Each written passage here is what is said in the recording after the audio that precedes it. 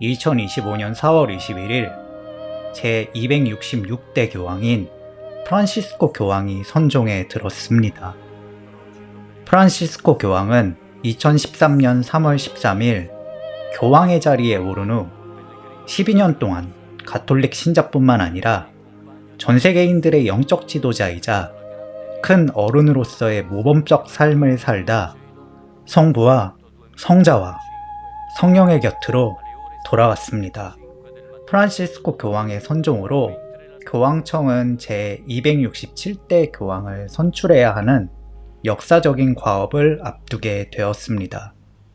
최초의 라틴 아메리카 출신의 교황이라는 기록을 세웠던 프란시스코 교황의 뒤를 이어 최초의 흑인, 아프리카인 혹은 아시아인 교황이 선출될지가 관건입니다.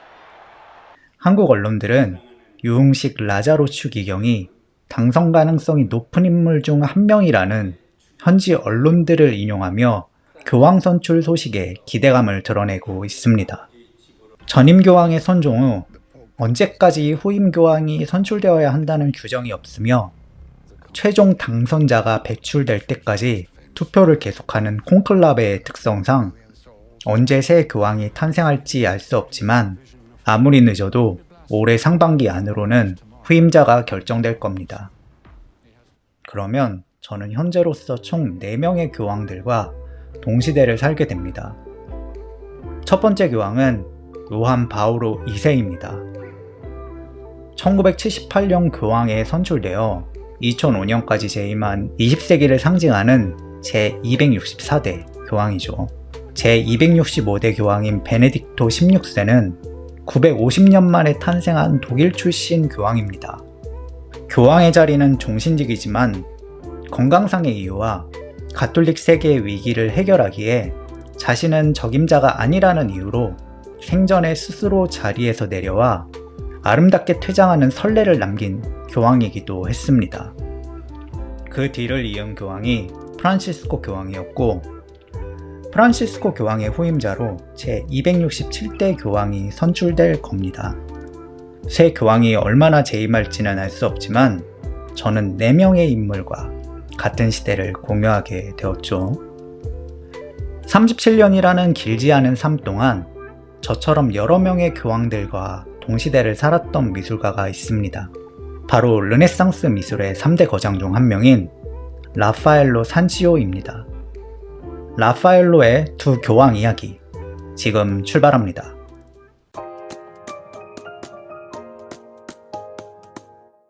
(392년) 기독교를 로마 제국의 국교로 선언한 테오도시우스 1세 황제는 395년 붕어하기 전 제국을 로마를 중심으로 한 서쪽과 콘스탄티노플을 중심으로 한 동쪽에 둘로 나누어 상속하며 로마 제국은 공식적으로 둘로 나뉩니다. 그로부터 80년이 지난 476년 서로마 제국은 게르만족의 침입으로 역사의 뒤안길로 완전히 사라집니다. 서로마 제국의 멸망으로 서유럽은 장기간 정치적 진공 상태에 빠집니다. 그 공백을 종교 지도자인 교황이 서서히 채우더니 천년경에 교황은 유럽에서 가장 강력한 권력자가 되었습니다. 1007년 발생한 카노사의 굴욕은 신권이 황권을 완전히 제압하며 교황이 유럽에서 가장 강력한 권력자임을 입증한 사건입니다. 이후 교황의 권위는 차차 약화되었지만 라파엘로가 생존했던 15세기 말에서 16세기 초반에도 교황은 여전히 유럽에서 대단히 막강한 권력과 권위를 지닌 인물이었습니다. 라파엘로가 1483년 이탈리아 중부 우르비노에서 태어날 당시의 교황은 식스투스 4세였습니다. 1484년 제213대 교황으로 즉위한 이노센티우스 8세는 1492년까지 재위하고 제214대 교황이 된 알렉산데르 6세는 1503년 8월 18일까지 통치합니다. 알렉산데르 6세의 후임으로 비오 3세가 즉위하지만 불과 26일 만에 사망합니다. 비오 3세의 갑작스러운 죽음으로 율리우스 2세가 1503년 10월 31일 제216대 교황의 자리에 오릅니다. 10년간 교황청을 이끈 율리우스 2세의 선종 후 1513년 3월 9일 레오 10세가 제217대 교황이 됩니다. 라파엘로는 레오 10세 치하인 1520년 자신의 생일인 4월 6일 사망하며 총 6명의 교황의 시대를 삽니다.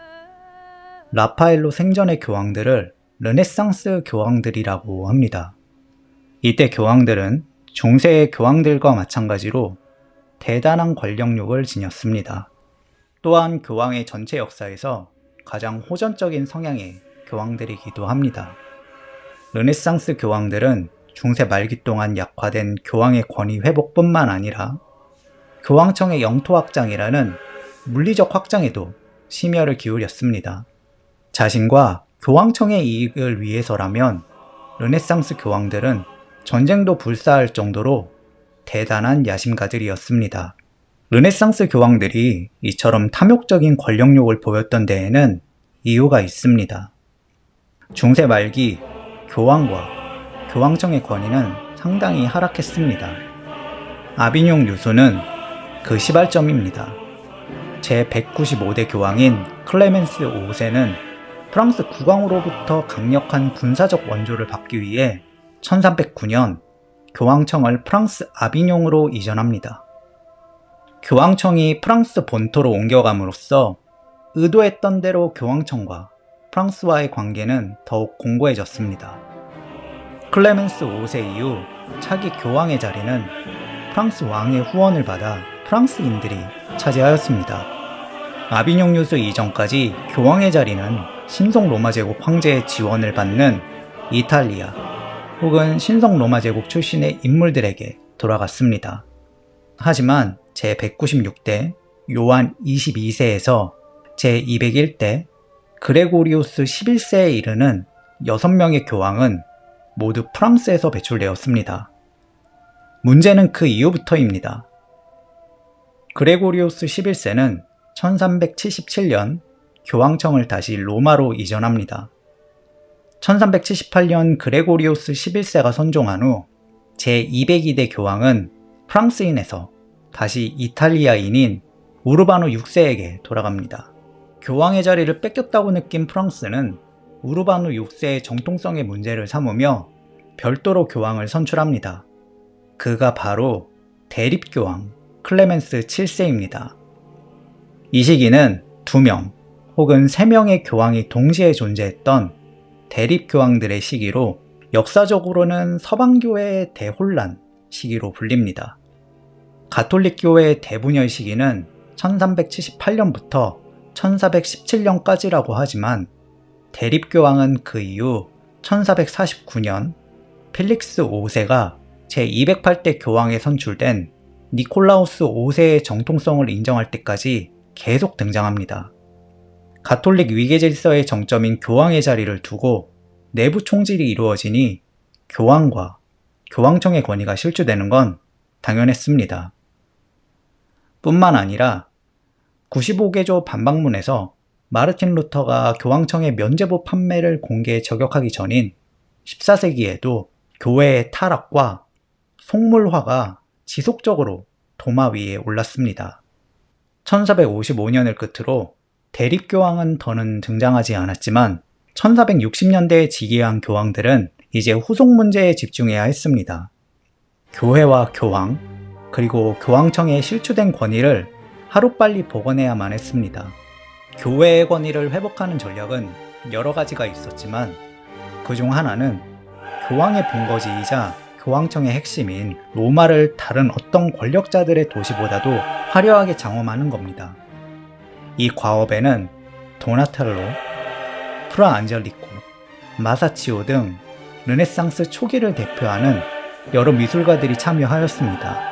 한참 후배인 라파엘로는 교황과 교황청에 봉사하기 위해 1509년 로마에 입성합니다. 라파엘로는 자신의 커리어를 고향인 우르비노와 그 남쪽에 위치한 페루자에서 시작하였습니다. 그러다 1504년경 북쪽에 위치한 당시 미술의 중심지이자 금융 선진 지역인 피렌체로 건너갑니다. 피렌체 시기는 라파엘로 전체 커리어에서 매우 중요한 시기입니다. 산미신과 같은 고대 그리스, 로마의 이교도 문화를 주제로 한 그림을 비롯하여 정원의 성모 혹은 황금 방울새의 성모와 같은 성모자들을 줄줄이 완성시키며 전성기 르네상스 미학이 추구하는 우아미의 절정을 보여줍니다. 피렌체식의 라파엘로는 이미 살아있는 전설로 칭송받던 레오나르도 다빈치가 완성한 미학을 완벽하게 체화하는 데 성공하였습니다. 아울러 그는 피렌체를 거점으로 활동하였던 미켈란젤로의 조각과 회화 작품들로부터 상당한 영향을 받았습니다. 미술사학자 로나 고펜의 연구에 따르면 라파엘로는 다빈치가 추구한 주제, 인물들 간의 정서적 관계, 구도 등 거의 전반적으로 다빈치의 영향을 수용하며 자기화하였던 반면 미켈란젤로에 대해서는 자신이 필요한 부분만 선별적으로 받아들였습니다. 제 생각에는 라파엘로는 다빈치를 존경의 대상으로 본 반면 미켈란젤로는 라이벌로 봤기 때문인 것 같습니다. 실제로 라파엘로와 다빈치의 나이 차이는 31살로서 거의 아버지 뻘입니다. 그러나 미켈란젤로와는 8살 차이죠. 라파엘로가 피렌체에 처음 왔을 때 미켈란젤로는 바쿠스를 완성하며 천재성을 인정받았지만 겨우 신인에서 벗어났을 뿐입니다. 라파엘로는 자신이나 미켈란젤로나 둘 다 비슷한 입장이라고 여겼을 겁니다. 그래서 다빈치는 스승으로 생각한 반면 미켈란젤로는 라이벌로 인식했을 겁니다. 이러한 이유로 미켈란젤로의 장점을 부분적으로만 수용하며 미켈란젤로에 대항하기로 했던 것으로 추정됩니다. 피렌체 시기에 완성한 여러 걸작 성모자상은 다빈치로부터의 영향을 확인시켜주는 반면 그리스도의 매장에서는 미켈란젤로로부터의 영향을 감지할 수 있습니다. 라파엘로는 불과 4년 동안 피렌체에서 활동하지만 미켈란젤로의 장점까지 수용하면서 대단한 발전을 이룩합니다. 피렌체에서 명성을 쌓은 라파엘로는 건축가인 브라만테의 추천을 받아 바티칸 국내의 교황청의 법정이 될 스탄자 델라 세냐투라, 즉 서명의 방을 장식하는 벽화 작업을 수주받게 됩니다. 작업을 위해 1509년 로마로 떠난 라파엘로는 아테네 학당을 완성합니다. 현대인의 눈에도 그저 감탄이 터져 나오는 인류 최고의 걸작이죠. 스탄자 델라 세냐투라를 직접 사용할 장본인인 율리우스 2세의 눈에는 어떻게 보였을까요? 단언컨대 우리와 다르지 않았을 겁니다. 이후 교황청의 여러 미술 작업에 라파엘로를 기용했다는 게 율리우스 2세가 라파엘로의 결과물에 대단히 만족했다는 증거입니다. 그런 율리우스는 70세의 나이로 선종합니다. 율리우스 2세의 죽음에도 라파엘로의 커리어는 위협받지 않았습니다. 후임자인 레오 10세 역시 계속해서 라파엘로에게 작업을 지시했기 때문이죠. 라파엘로는 1520년 사망할 때까지 계속해서 레오 10세에게 봉사하였습니다. 율리우스 2세와 레오 10세가 라파엘로를 얼마나 마음에 들어 했는지는 두 교황이 라파엘로에게 초상화 주문을 명령했다는 사실로도 입증됩니다. 라파엘로의 율리우스 2세의 초상화는 현재 영국 런던의 내셔널 갤러리와 피렌체의 우피치 갤러리의 두 가지 버전이 존재합니다. 얼핏 보면 이 둘은 거의 똑같습니다. 기록에 의하면 두 버전 중 하나가 먼저 제작되고 나머지가 시간이 지나 제작된 게 아니라 내셔널 갤러리 버전이 약간 먼저 시작되었을 뿐 거의 동시에 시작되어 둘 다 1512년에 완성되었습니다. 크기는 둘 다 가로 80cm, 세로 108cm 정도로 우피치 버전이 아주 미세하게 더 큽니다. 두 버전의 명백한 차이는 배경에 대한 처리 방식인데요. 내셔널 갤러리 버전이 교황을 상징하는 성 베드로의 열쇠가 새겨져 있는 초록색 벨벳 벽을 배경으로 인물을 배치한다면 우피치 갤러리 버전은 배경을 단순히 검게 처리하며 인물에 집중합니다. 그 외에는 거의 완전히 똑같습니다. 1512년은 율리우스 2세가 68세에서 69세 정도로 선종하기 1, 2년 전입니다. 왼쪽에서 오른쪽으로 사선으로 배치된 의자에 앉은 교황은 관람자의 시선을 회피하듯 아래쪽을 바라봅니다. 그의 시선은 아랫방향이지만 특별히 무언가를 바라보는 것 같지는 않습니다. 생각에 잠긴 듯이 보이는데 이 노쇠한 교황은 과연 무엇을 생각하는 걸까요? 율리우스 2세는 전형적인 르네상스 교황입니다. 율리우스 2세는 역대 그 어떤 교황보다도 교황의 세속권 확장에 욕심을 부렸습니다. 굉장히 과격한 성격이며 자신과 교황청의 권위를 확대하기 위해서는 물리적 충돌도 두려워하지 않았던 율리우스 2세는 전사교황으로도 불립니다. 그는 교황이지만 르네상스 시대의 최대 고전으로 평가받는 마키아벨리의 군주론에 등장하는 군주의 초상 그 자체였습니다. 마키아벨리는 군주는 자신과 국가의 이익을 위해서는 냉철해야 하며 목적을 이루기 위해서는 수단과 방법을 가리지 말아야 한다고 주장합니다. 비록 군주론은 마키아벨리 사망 후에 공식 출간되지만 이미 1513년경부터 널리 읽힌 것으로 파악됩니다. 율리우스 2세는 군주론에 지대한 영향을 미쳤습니다. 군주론에서 새 시대의 교황에 관한 전형적인 인물로서 마키아벨리는 율리우스 2세를 제시하기 때문이죠. 율리우스 2세는 자신의 목표를 달성하기 위해 동맹자를 수시로 갈아치우면서 자신의 이익을 극대화하는 데 총력을 기울였습니다. 그런 악명을 지닌 율리우스 2세이지만 라파엘로의 초상화만 보았을 때 율리우스 2세는 전혀 그렇게 보이지 않습니다. 이 작품은 율리우스 2세의 공식 초상화로 알려져 있습니다. 교황이나 황제와 같은 군주의 공식 초상화는 권력자의 권위를 전달하기 위하여 근엄하고 보는 사람들에게 경외심을 불러일으키도록 묘사하는 게 일반적입니다. 그렇지만 라파엘로는 교황을 삶의 끝자락에서 자신의 삶을 되돌아보고 후회와 연민에 빠진 인물로 묘사합니다. 절대적 권력을 지녔으며 역대 교황들 중 가장 호전적인 성격의 교황인 율리우스 2세는 그저 힘없고 무기력한 한 사람의 인간으로 보일 뿐입니다. 그렇다고 라파엘로가 실제 율리우스 2세와 전혀 닮지 않게 교황을 그린 건 아닙니다. 교황의 선종 후 이 초상화는 산타마리아 델 포폴로의 제단 위에 걸렸습니다. 율리우스 2세의 초상화를 직접 본 조르지오 바사리는 마치 살아있는 인물을 마주하는 것처럼 두려움의 감정을 유발할 정도로 진실에 가깝다라고 평가하였습니다.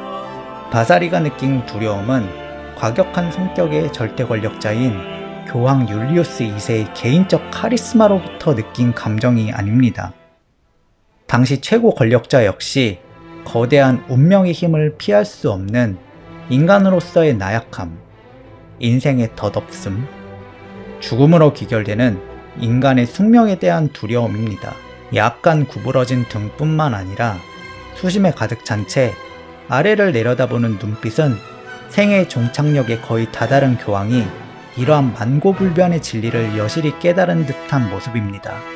율리우스 2세의 초상화는 인물을 다룬 초상화이지만 보는 사람들에게는 인생의 무상함을 일깨워주는 일종의 바니타스입니다. 다만 일반적인 바니타스 회화들이 정물화를 통해 이러한 메시지를 전달한다면 라파엘로는 실존 인물에 관한 초상화를 통해 이를 상기시킨다는 게 결정적인 차이라 할 수 있습니다. 1512년 이 그림이 완성되었을 때 교황은 자신의 죽음이 임박했다는 걸 알고 있었을까요? 율리우스 2세는 1513년 2월 21일 매독으로 추정되는 고열로 사망합니다. 율리우스 2세의 서거 약 20일 후 피렌체를 통치하는 메디치 가문의 지오반니 디 로렌조 데 메디치 추기경이 3월 9일 후임 교황에 즉위합니다. 그가 제217대 교황 레오 10세입니다.